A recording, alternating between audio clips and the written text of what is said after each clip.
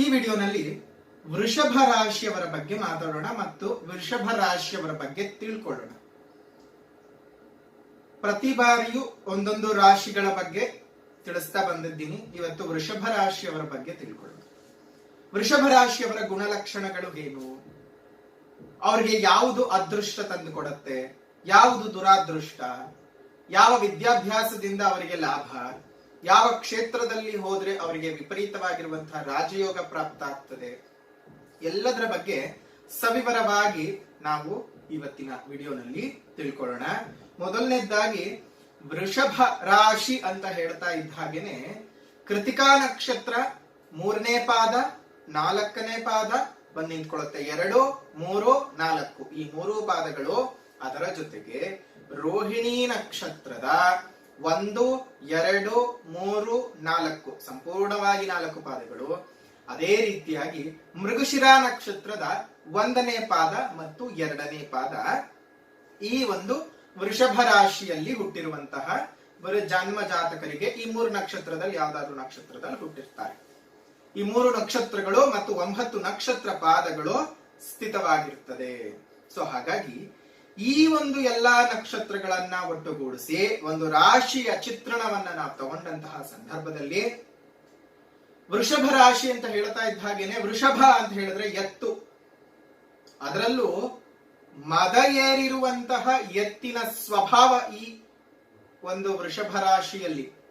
ನಾನು, ನನ್ನದು, ನನ್ನಿಂದ ಅನ್ನುವಂತಹ ಅಹಂಕಾರ ಜಾಸ್ತಿ. ನನ್ನಿಂದಲೇ ಆಗತ್ತೆ, ನನ್ನನ್ನ ಬಿಟ್ರೆ ಇನ್ಯಾರು ಇಲ್ಲ ಅನ್ನುವಂತಹ ಮೂಢ ಭಾವನೆ ಅವರಲ್ಲಿ ಇರುವಂತದ್ದು ಜಾಸ್ತಿ. ಹಾಗಂತ ಹೇಳಿ ಬೇರೆಯವರ ಮಾತನ್ನ ಕೇಳಿಸಿಕೊಳ್ಳಲ್ಲ ಅಂತಲ್ಲ, ತುಂಬಾ ಚೆನ್ನಾಗಿ ಕೇಳಿಸ್ಕೊಳ್ತಾರೆ ಬೇರೆಯವರ ಮಾತನ್ನ. ಆದ್ರೆ ಪ್ರತಿಕ್ರಿಯೆ ಕೊಡಬೇಕಾದಾಗ ಆ ಪ್ರತಿಕ್ರಿಯೆನಲ್ಲಿ ಎಡವಟ್ಟು ಮಾಡ್ಕೊಳ್ತಾರೆ. ತಮ್ಮ ಇಚ್ಛೆಗೆ ಬಂದ ಹಾಗೆ, ತಮ್ಮ ಮನಸ್ಸಿಗೆ ಬಂದ ಹಾಗೆ, ತಮಗೆ ಗೋಚರಿಸಿದ ಹಾಗೆ, ಸತ್ಯವೋ ಅಸತ್ಯವೋ ಅದು 2ನೇ ವಿಚಾರವಾಗ್ತದೆ. ಆದ್ರೆ ಅವರ ಮನಸ್ಸಿನ ಎಲ್ಲಾ ಭಾವನೆಗಳನ್ನು ನೇರವಾಗಿ ವ್ಯಕ್ತಪಡಿಸ್ತಕ್ಕಂಥದ್ದು. ಆದರೆ ವೃಷಭ ರಾಶಿಯವರ ಒಂದು ಗುಣವನ್ನ ಅದನ್ನ ಹೊಗಳಬೇಕೋ ಅಥವಾ ತೆಗಳಬೇಕೋ, ಯಾವ ರೀತಿಯಾಗಿ ಕಂಟ್ರೋಲ್ ಮಾಡ್ಕೊಳ್ಬೇಕು ಅಥವಾ ಅದು ಯಾವ ರೀತಿಯಾಗಿ ಆ ವಿಚಾರವನ್ನ ಹೇಳಬೇಕು ಅನ್ನೋದು ವೃಷಭ ರಾಶಿಯವರನ್ನ ಒಂದು ವಿಚಾರಕ್ಕೆ ನೀವು ತುಂಬಾ ಚೆನ್ನಾಗಿ ನಂಬಬಹುದು. ಯಾವ ವಿಚಾರ ಅಂತ ಹೇಳಿದ್ರೆ ಗುಟ್ಟುಗಳನ್ನ ಮೇಂಟೈನ್ ಮಾಡೋದು. ನೀವೇನಾದ್ರೂ ವೃಷಭ ರಾಶಿಯವರನ್ನ ನಂಬಿ ನಿಮ್ಮ ಗುಟ್ಟನ್ನ ಯಾರಿಗೂ ಹೇಳಬೇಡ ಅಂತ ಹೇಳಿದ್ರೆ ಆ ಗುಟ್ಟು ಅವ್ರ ಜೊತೆಗೇನೆ ಮೊಣ್ಣಾಗತ್ತೆಯೇ ಹೊರತು ಇನ್ನೊಬ್ರಿಗೆ ಹೇಳಲ್ಲ. ವೃಷಭ ರಾಶಿಯವರು ಸೀಕ್ರೆಟ್ ಅನ್ನು ತುಂಬಾ ಚೆನ್ನಾಗಿ ಮೇಂಟೈನ್ ಮಾಡ್ತಾರೆ. ಯಾವ ರೀತಿಯಾಗಿ ಅಂತಂದ್ರೆ ನೀವು ನಂಬಿಕೆ ಅಪನಂಬಿಕೆಗಳ ಪ್ರಶ್ನೆ, ಸೀಕ್ರೆಟಿನ್ ವಿಚಾರದಲ್ಲಿ ವೃಷಭ ರಾಶಿಯವರ ಬಗ್ಗೆ ಯೋಚನೆ ಮಾಡೋದೇ ಬೇಡ. ಅದೇ ರೀತಿಯಾಗಿ ತಾವೇನು, ತಮ್ಮ ತನ ಏನು ಅನ್ನೋದನ್ನು ಸಹ ಅಷ್ಟೇ ಗುಪ್ತವಾಗಿ ಇಟ್ಟುಬಿಡ್ತಾರೆ. ನೋಡಿ, ಬೇರೆಯವರ ವಿಚಾರವನ್ನು ಸಹ ಇವರು ಗುಟ್ಟಾಗಿಟ್ಕೊಂಡು ಅದೇ ರೀತಿಯಾಗಿ ತಮ್ಮ ವಿಚಾರವನ್ನು ಸಹ ಗುಟ್ಟಾಗಿ ಇಟ್ಕೊಳ್ತಕ್ಕಂತಹ ವ್ಯಕ್ತಿತ್ವ ಈ ಒಂದು ವೃಷಭ ರಾಶಿಯವರಿಗೆ ಇದೆ. ಶುಕ್ರ ಏನಾದ್ರೂ ಸುಸ್ಥಿತಿಯಲ್ಲಿ ಇದ್ದ ಅಂತ ಹೇಳಿದ್ರೆ ದೊಡ್ಡ ಶ್ರೀಮಂತನಾಗಿ ಬೆಳೆಯತಕ್ಕಂತಹ ಸಾಧ್ಯತೆಗಳು. ಇನ್ನು ವೃಷಭ ರಾಶಿಯವರಿಗೆ ಸರ್ವೇ ಸಾಮಾನ್ಯವಾಗಿ ಪಿತ್ರಾರ್ಜಿತ ಆಸ್ತಿ ಅಂತಾನೆ ಬಂದು ಬಿಡತ್ತೆ. ಪಿತ್ರಾರ್ಜಿತವಾಗಿಯೇ ಒಂದಷ್ಟು ಮನೆಯೋ, ಏನೋ ಒಂದಷ್ಟು ಸೈಟೋ, ಜಾಗವೋ, ಜಮೀನೋ ಏನೋ ಒಂದು ಬಂದು ಸೇರ್ಕೊಳ್ಳುತ್ತೆ. ಇನ್ನು ಕುಜನ ಪ್ರಭಾವನೂ ಸಹ ಈ ಒಂದು ರಾಶಿಯ ಮೇಲೆ ಇರ್ತಕ್ಕಂತಹದ್ದು. ಸೊ ಭೂ ವ್ಯವಹಾರಗಳಲ್ಲೂ ಸಹ ಇವರು ಲಾಭಗಳನ್ನ ನೋಡುವಂತಹದ್ದು. ಜೊತೆಗೆ ಇವರು ಯಾವ್ಯಾವ ರೀತಿಯಾಗಿ ಕೆಲಸವನ್ನ ಮಾಡ್ತಾರೆ ಅಂತ ಹೇಳಿದ್ರೆ ಯಾವಾಗ್ಲೂ ಅಷ್ಟೇ ಏನಾದ್ರೂ ಒಂದು ಹುಡುಕೋ ಪ್ರಯತ್ನ ಮಾಡ್ತಿರ್ತಾರೆ. ಹೊಸದನ್ನ ಕ್ರಿಯೇಟ್ ಮಾಡ್ತಕ್ಕಂಥ ವಿಚಾರಗಳಲ್ಲಿ ತಮ್ಮನ್ನ ತಾವು ತೊಡಗಿಸಿಕೊಂಡಿರ್ತಾರೆ. ಬೇರೆಯಾಗಿ ವಿಜ್ಞಾನಗಳ ಬಗ್ಗೆ ಸಂಶೋಧನೆ ಮಾಡ್ತಕ್ಕಂತಹ ಗುಣ ಇವರಲ್ಲಿ ಇರ್ತದೆ. ಸೊ ಹಾಗಾಗಿ ವಿಜ್ಞಾನಕ್ಕೆ ಸಂಬಂಧಪಟ್ಟ ಹಾಗೆ, ಒಂದು ಖಗೋಳಕ್ಕೆ ಸಂಬಂಧಪಟ್ಟ ಹಾಗೆ ಅಧ್ಯಯನಗಳನ್ನ ಮಾಡಿದ್ರೆ ಇವ್ರಿಗೆ ಬಹಳಷ್ಟು ಒಳಿತಾಗ್ತದೆ. ಇನ್ನು ವಿದ್ಯಾಭ್ಯಾಸಗಳು ಈ ತರ ಒಂದು ಹೋಗಬಹುದು, ಆದ್ರೆ ಅವ್ರ ಮನಸ್ಸಿನಲ್ಲಿ ಎಲ್ಲೋ ಒಂದ್ ಕಡೆ ಇದ್ದೇ ಇರುತ್ತೆ. ಒಂದು ಭಾವ ಅವ್ರಿಗೆ ಯಾವಾಗ್ಲೂ ಕಾಡ್ತಿರತ್ತೆ. ಯಾವ ರೀತಿಯಾಗಿ ಅಂದ್ರೆ ತಾನು ನೋಡಕ್ ಬಹಳ ಸುಂದರವಾಗಿದ್ದೀನಿ, ಅವ್ರು ಸುಂದರವಾಗಿರ್ತಾರೋ ಇಲ್ವೋ ಅದು 2ನೇ ವಿಚಾರ. ಶುಕ್ರನ ಪ್ರಭಾವ, ಅವರು ಹೇಗೆ ಇರ್ಲಿ ನಾನು ಸೌಂದರ್ಯಯುತವಾಗಿದ್ದೀನಿ, ನಾನು ತುಂಬಾ ಹ್ಯಾಂಡ್ಸಮ್ ಆಗಿದ್ದೀನಿ ಅಥವಾ ನಾನು ತುಂಬಾ ಬ್ಯೂಟಿಫುಲ್ ಆಗಿದ್ದೀನಿ ಅಂತ ಹುಡುಗ ಮತ್ತು ಹುಡುಗಿಯರು ಈ ರೀತಿಯಾಗಿ ಅನ್ಕೊಳ್ತಿರ್ತಾರೆ. ಅವ್ರ ಬಗ್ಗೆ ಅವ್ರಿಗೆ ಒಂದು ರೀತಿ ಹೆಮ್ಮೆ, ಮೋಹ, ತನ್ನನ್ನ ತಾನು ಸೌಂದರ್ಯವತಿ ಅಥವಾ ಸೌಂದರ್ಯವಂತ ಅಂತ ಹೇಳ್ಕೊಳ್ಳುವುದಕ್ಕೆ ಖುಷಿ ಪಟ್ಕೊಳ್ತಕ್ಕಂತಹದ್ದು. ಇವ್ರಿಗೆ ಆರೋಗ್ಯದಲ್ಲಿ ಪದೇ ಪದೇ ಪದೇ ಏರಿಳಿತಗಳು ಉಂಟಾಗ್ತಾ ಇರತ್ವೆ.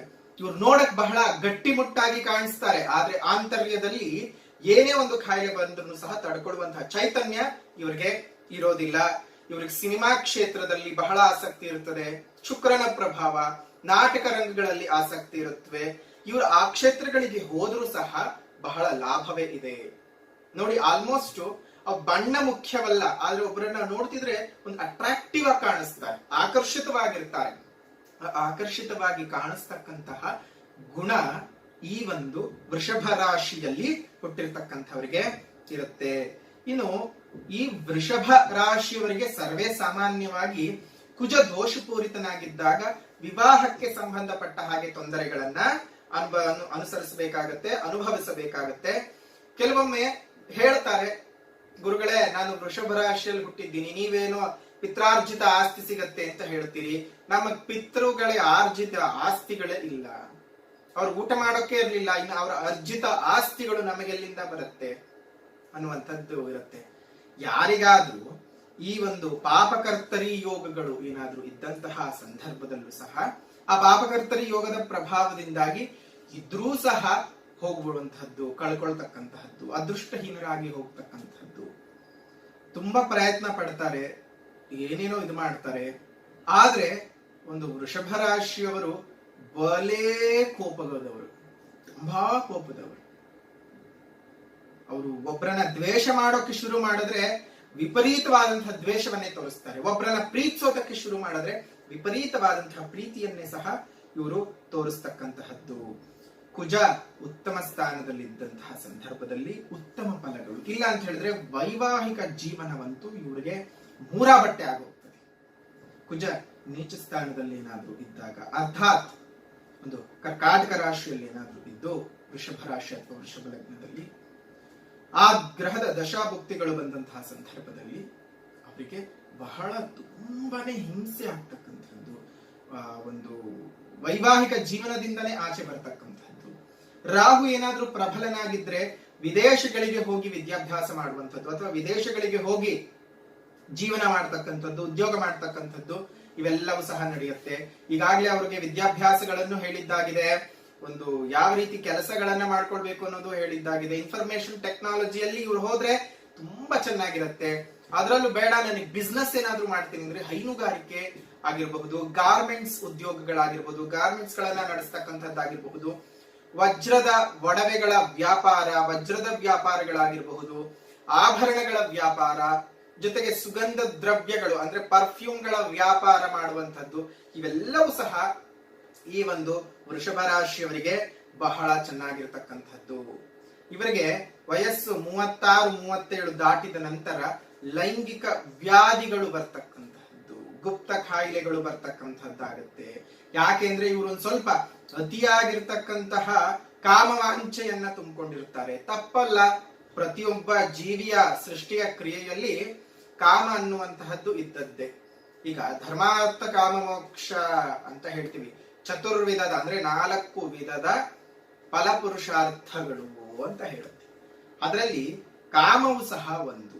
ಇಲ್ಲಿ ಕಾಮ ಅಂತ ಹೇಳಿದ್ರೆ ಸೆಕ್ಸ್ ಅಂತ ಅರ್ಥವಲ್ಲ, ಬಯಕೆ ಅಂತ ಅರ್ಥ. ಅದು ಯಾವುದರ ಬಯಕೆ ಅದರ ಮೇಲೆ ನಿರ್ಧರಿತವಾಗಿರ್ತದೆ. ಈಗ ಬಯಕೆನೇ ಇಲ್ಲ ಅಂತ ಹೇಳಿದ್ರೆ ನಾನು ಧರ್ಮವೂ ಮಾಡಕ್ಕಾಗಲ್ಲ. ಕಾಮವಿಲ್ಲದೆ ನಾನು ಧರ್ಮವನ್ನೂ ಮಾಡ್ಲಾರೆ, ಕಾಮವಿಲ್ಲದೆ ಅರ್ಥ ಅಂದ್ರೆ ದುಡ್ಡನ್ನು ನಾನು ಗಳಿಸಿಕೊಳ್ಳಾರೆ, ಕಾಮವಿಲ್ಲದೆ ನಾನು ಮೋಕ್ಷವನ್ನು ಪಡ್ಕೊಳ್ಳಾರೆ. ಏನಪ್ಪ ಅಂತಂದ್ರೆ ಇವಾಗ ನಾನು ಏನಾದ್ರೂ ಧರ್ಮ ಕಾರ್ಯಗಳಲ್ಲಿ ಪಾಲ್ಗೊಳ್ಬೇಕು ಅಂದ್ರೂ ನನಗೊಂದು ಬಯಕೆ ಇರಬೇಕು, ಕಾಮನೆ ಇರಬೇಕು. ನಾನು ಹಣ ಸಂಪಾದನೆ ಮಾಡಬೇಕು ಅಂದ್ರೂ ನನಗೊಂದು ಕಾಮನೆ ಇರಲೇಬೇಕು. ಮೋಕ್ಷಕ್ಕೆ ಹೋಗ್ಬೇಕು, ಅಯ್ಯೋ ನನಗೇನೂ ಬೇಡ, ಏನು ಬೇಡ ಅನ್ನೋದೇ ಒಂದು ಬಯಕೆ.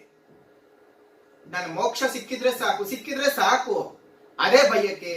ಸೊ ಹಾಗಾಗಿ ಈ ಒಂದು ಇದರಲ್ಲಿ ಎಲ್ಲವೂ ಸಹ ಸೇರ್ಕೊಳ್ತದೆ. ಈ ವೃಷಭ ರಾಶಿಯವರು ಏನೇ ಕೆಲಸಗಳನ್ನಾಗ್ಲಿ ಶುಕ್ರವಾರದ ದಿವಸ ಪ್ರಾರಂಭ ಮಾಡ್ಕೊಳ್ಳಿ, ನಿಮ್ಗೆ ತುಂಬಾ ಚೆನ್ನಾಗಿರ್ತಕ್ಕಂತಹ ಅಭಿವೃದ್ಧಿ ಆಗುತ್ತೆ. ಸೋಮವಾರದ ದಿವಸ ಅವಾಯ್ಡ್ ಮಾಡ್ಕೊಳ್ಳೋದು ಬಹಳ ಒಳ್ಳೆಯದು. ಜೊತೆಗೆ ಭಾನುವಾರ ಸೋಮವಾರ ಈ 2 ದಿವಸಗಳು ಯಾವುದೇ ಶುಭ ಕಾರ್ಯಗಳನ್ನ ನೀವು ಮಾಡುವಂತಹದ್ದು ಬೇಡ. ಸ್ವಲ್ಪ ನಿಮ್ಮ ಜಾತಕಗಳ ಆಧಾರದಲ್ಲಿ ಏನ್ ಲಗ್ನದಲ್ಲಿ ಹುಟ್ಟಿದ್ದೀರಿ, ಏನ್ ಗ್ರಹಗಳ ದಶ ನಡೀತಾ ಇದೆ ಅದನ್ನೆಲ್ಲ ತಿಳ್ಕೊಂಡು ನೀವು ಮುಂದುವರೆದ್ರೆ ಖಂಡಿತ ಸುಖಮಯವಾಗಿರ್ತಕ್ಕಂತಹ ಜೀವನ ನಿಮ್ದಾಗಿರುತ್ತೆ. ಇವ್ರಿಗೆ ಯಾವಾಗ್ಲೂ ಬೇರೆದ್ರ ಬಗ್ಗೆ ವ್ಯಾಮೋಹ ಜಾಸ್ತಿ, ಯಾವುದೋ ಬೇರೆ ದೇಶದಲ್ಲಿ ಏನೋ ನಡೀತಾ ಇದೆ, ಬೇರೆ ಕಡೆ ಇನ್ನೇನೋ ಆಗ್ತಿದೆ, ಅದ್ರಗಳ ಬಗ್ಗೆ ತಿಳ್ಕೊಳ್ಳುವಂತಹ ಕುತೂಹಲ ಜಾಸ್ತಿ. ಸ್ವಂತಿಕೆಯ ಮೇಲೆ ಸ್ವಲ್ಪ ಅಪನಂಬಿಕೆಗಳು ಹೆಚ್ಚು, ಅಂದ್ರೆ ಬೇರೆಯವ್ರ ಬಗ್ಗೆ ಕಾಳಜಿ ಮಾಡ್ತಾ ಮಾಡ್ತಾ ತಮ್ಮತನವನ್ನ ಮರೆಯತಕ್ಕಂಥದ್ದು. ಈ ರೀತಿಯ ಗುಣ ಸ್ವಭಾವಗಳು ವೃಷಭ ರಾಶಿಯವರಿಗೆ ಇರ್ತಕ್ಕಂಥದ್ದು. ಈ ವೃಷಭ ರಾಶಿಯವರ ಒಂದು ಅದೃಷ್ಟ ಬದಲಾಗಬೇಕು ಅಂದ್ರೆ ಶುಕ್ರವಾರದ ದಿವಸ ನೋಡಿ, ಶುಕ್ರವಾರದ ದಿವಸ ನೀವು ಈ ಹೊರ ಮುಚ್ಚುಗ ಅಂತ ಬರುತ್ತೆ. ಹೊರ ಮುಚ್ಚುಗದ ಬೇರನ್ನ ತಂದು ಒಂದು ಬೆಳ್ಳಿ ತಾಯತದಲ್ಲಿ ಮಂತ್ರ ಸಿದ್ಧಿಯಿಂದ ಅದನ್ನ ಭಸ್ಮವನ್ನ ತಯಾರಿಸಿ ಕೊರಳಿನಲ್ಲಿ ಹಾಕೊಳ್ಳಿ. ಅದು ಮಾಡಿಕೊಂಡ್ರೆ ನಿಮಗೆ ಸರ್ವ ಕಾರ್ಯವೂ ಸಹ ಸಿದ್ಧಿಯಾಗ್ತದೆ. ಆ ಒಂದು ನಕ್ಷತ್ರಗಳ ಸಮ್ಮಿಲನದಲ್ಲೂ ಸಹ ನಿಮಗೆ ಒಳ್ಳೆ ಯೋಗಗಳು ಬರ್ತಕ್ಕಂತಹದ್ದು. ಶುಕ್ರವಾರ ದಿವಸ ನೀವು ಈ ಕೆಲಸವನ್ನ ಮಾಡ್ಕೊಳ್ಳಿ, ಖಂಡಿತ ಅನುಕೂಲವಾಗ್ತದೆ ಅಂತ ಹೇಳ್ತಾ, ವಿಡಿಯೋ ಇಷ್ಟ ಆಗಿದ್ರೆ ಲೈಕ್ ಮಾಡಿ, ಶೇರ್ ಮಾಡಿ, ಕಮೆಂಟ್ ಮಾಡಿ. ಮತ್ತೆ ಮುಂದಿನ ವಿಡಿಯೋದಲ್ಲಿ ಭೇಟಿ ಮಾಡ್ತೀನಿ. ಅಲ್ಲಿವರೆಗೂ ನಮಸ್ಕಾರ. ಲೋಕ ಸಮಸ್ತ ಸುಖಿನೋ ಭವಂತು, ಸಕಲ ಸನ್ಮಂಗಳಾನಿ ಭವಂತು.